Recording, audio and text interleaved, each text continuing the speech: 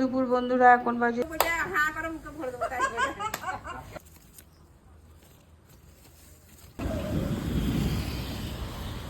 আজকে আবার একটা নতুন ব্লগ নিয়ে চলে এলাম। সে কাজের মাধ্যম দিয়েই আজকে বামদেবের কিছু বলবো আর কি, গল্প বামদেব সম্পর্কে। তো সেদিন তো পুরো বলা হয়নি, আজকেও পুরোটাও বলতে পারবো না, একটু লম্বা হয়ে যাবে ভিডিও, তার জন্য ছোটো করে মধ্যেই বলছি। তো বাংলা 1244 সালে শিব চতুর্দশীর দিন বামচরণের জন্ম হয়। অতি শৈশবকাল হতেই বামাচরণের স্বভাব চরিত্র ধর্মকর্মের দিকে ছিল। খেলার ছিল বালক রাম বামাচরণ দেবদেবীর মূর্তি মাটি দিয়ে তৈরি করত এবং তারপর নিজের হাতে জল বেল ফুল পেতা তুলসী দিয়ে সে খেলার চলে সে আপন মনে বসে পুজো করতেন।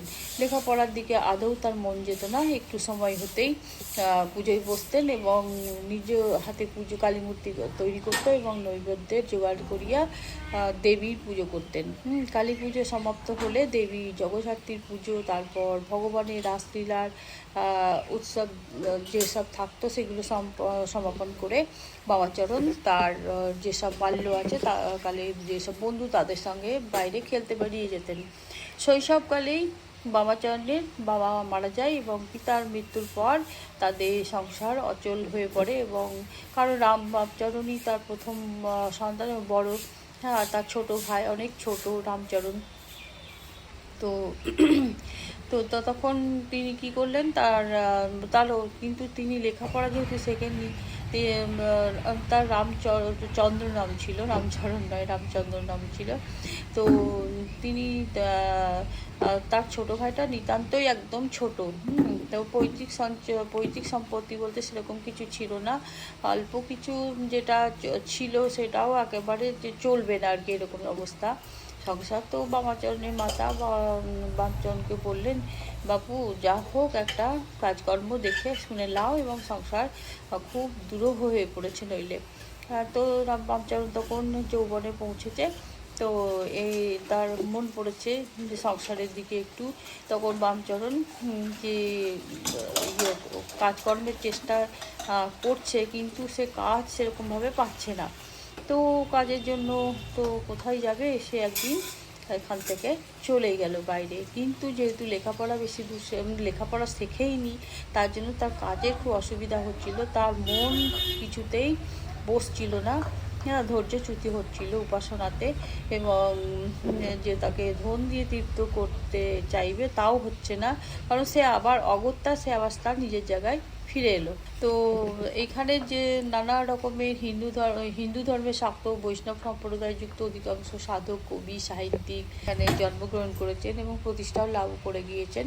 তা বিরাচারী শাক্ত সম্প্রদায়ের জীবনের যে মুখ্য উদ্দেশ্য বিরাচার, এই জেলা বিরাচারী শাক্ত দেশপ্রেমিকগণের নিবাসভূমি বলেই এই স্থানের নাম হয়েছে বীরভূম। তো এই পর্যন্ত আজকে বললাম, পরের দিন পুরো গল্পটা হবে না, অনেকটাই আছে গল্প, বলবো ধীরে ধীরে। আর এটা সাদা করবী গাছ, করবী ফুল, করবী না আকন্দ বলে, আকন্দ ফুল। তো ওটা বসাতে অন্য জায়গায়। আর এই যে কত বড় বড় পাতা, সজনে গাছ চারা বেরিয়েছিল একটা ছোট্ট মতো, এটা বড় হয়েছে। তো এর তলে আলুর খোসা পেঁয়াজের খোসা ভরে দিয়েছিলাম, তাই এত বড় বড় পাতা। তো এটা একটা জায়গা দেখে বসাতে হবে। আর এই যে পেঁপে গাছ লাগিয়েছিলাম, পেঁপে যে ফুল ধরে গেছে, কিন্তু এটা ঝুলন পেঁপে বলে। তো কাটবো না, দেখা যাক কীরকম হয়। ফুল ফুটেছে, তো সব ঝুলন পেঁপেই হয়েছে মনে হয়, ওইটাতে দেখিনি এখন কি পেঁপে। তো এই যে আমার পাথরেও তুলসী গাছ বেরিয়ে গেছে, এগুলো আর কাটবো না। তুলসী গাছ বাড়িতে থাকা খুবই ভালো, অক্সিজেন সরবরাহ করে, তারপর আরও বাস্তুপক্ষেও ভালো। তো ওই গাছে দেখি ঝুলন পেঁপে হয়েছে না, এই যে এটা হাজারি গোলাপ না রাত্রি গোলাপ বুঝতে পারছি না। এই যে আমও ধরেছে, আমগুলো মিষ্টি, আর দেখতে পাচ্ছি না, ওই দুটোই দেখতে পাচ্ছি। এখন এই গাছে কয়েকটা লেবু আছে, ওই গাছটার লেবু শেষ হয়ে গেছে। এই যে এটা ঝুলন পেঁপে নয় মনে হচ্ছে, না এটাও ঝুলন পেঁপে, আর এটা এখন বড় হয়নি, এটাতেও আলুর খোসা দিতে হবে। এটাও ঝুলন পেঁপে। আর এটা মৌসম্বি গাছ, কবে যে মৌসম্বি ধরবে ভগবান জানি। এটা পুরনো লঙ্কা গাছ, লঙ্কা কটা পেকেছে ধরে তুলে নিয়ে এসছি যখন। এই যে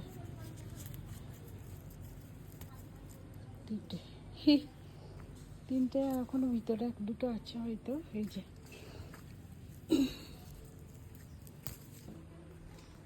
আটা ধরেছে, এখন পাকেনি, তিনটে পেকেছিল মাত্র। এই যে ধরেছে আটা, বড় হয়নি, এসছে মোটামুটি।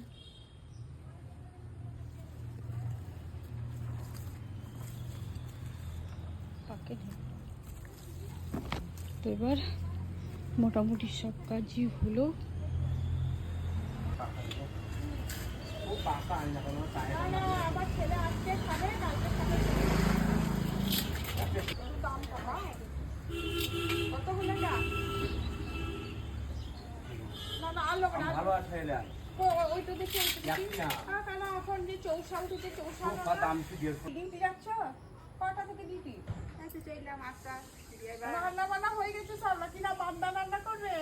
রান্না করে রেখে দিয়েছে, আমি যাবো বলে হা করে মুখে ভরে দেবো। তাই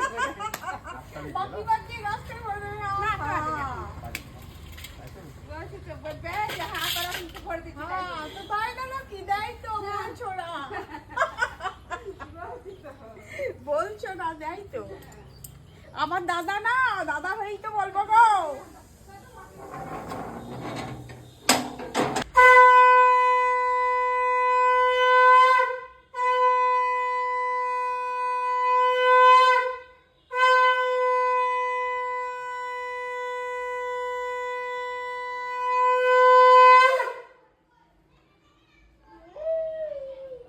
ওম শান্তি, ওম শান্তি,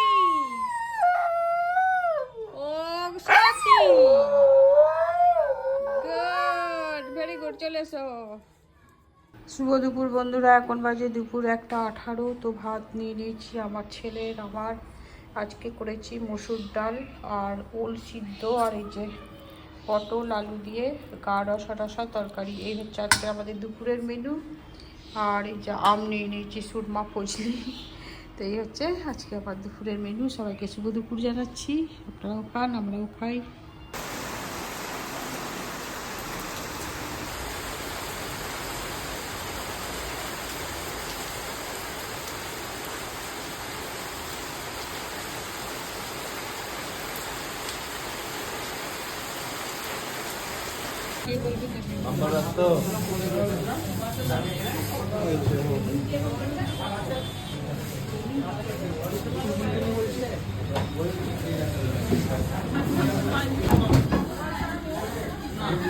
SHRA হ্যাঁ।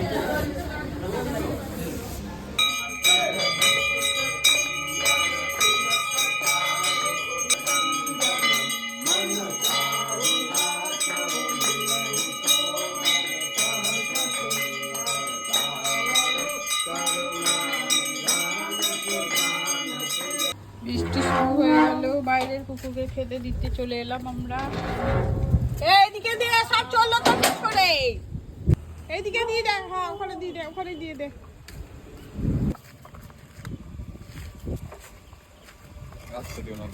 হ্যাঁ, আমি দাঁড়িয়ে আছে, আগ লাগছি, ফটাফট দিয়ে দে ওখানে।